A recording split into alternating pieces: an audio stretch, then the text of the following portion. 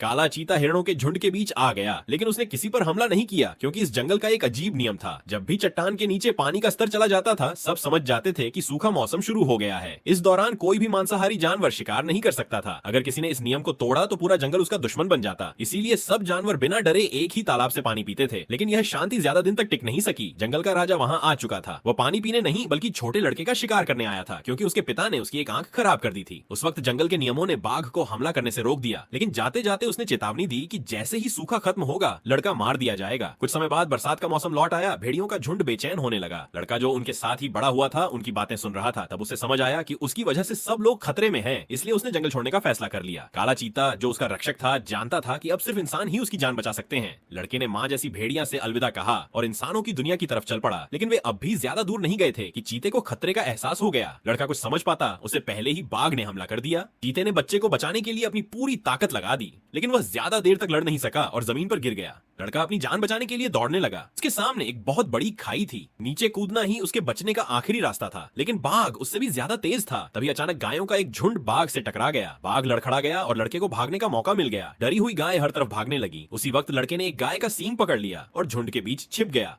बाघ उसे देख नहीं पाया। गुस्से में उसने भेड़ियों को दोष दिया। फिर उसने भेड़ियों के सरदार को मार डाला और उसकी लाश खाई में नीचे फेंक दी। उधर लड़का एक छोटे से टापू पर पहुंच गया। वहां उसने अपने पैरों के पास सांप की छोड़ी हुई कंचुल देखी। वह इतनी बड़ी थी कि यकीन करना मुश्किल था, लेकिन लड़के ने उस पर ध्यान नहीं दिया और आगे बढ़ता रहा। धीरे धीरे माहौल और भी डरावना होने लगा। तब एक विशाल अजगर चुपचाप उसकी तरफ बढ़ने लगा। उसकी आंखों में एक अजीब शक्ति थी। जैसे ही लड़के ने उसकी आंखों में देखा, उसका दिमाग घूमने लगा। अजगर की आंखों के जरिए उसे अपना पूरा बीता हुआ समय दिखने लगा। उसे याद आया कि जब वह बहुत छोटा था, तब उसके पिता ने एक गुफा के अंदर आग जलाई थी। उस आग ने बाघ को उनकी तरफ खींच लिया था। उसके पिता ने बाघ की बाईं आंख जला दी थी, लेकिन वह अपनी जान नहीं बचा सके। जख्मी बाघ वहां से भाग गया। उसे कभी पता ही नहीं चला कि गुफा के अंदर एक बच्चा छिपा हुआ था। बाद में काले चीते को वह बच्चा मिला, लेकिन उसके लिए अकेले उसकी परवरिश करना मुमकिन नहीं था। इसलिए उसने बच्चे को भेड़ियों के झुंड के हवाले कर दिया। अब लड़के को अपने अतीत की पूरी सच्चाई पता चल चुकी, लेकिन उसे बिल्कुल भी अंदाजा नहीं था कि विशाल अजगर उसके पूरे शरीर को लपेट चुका।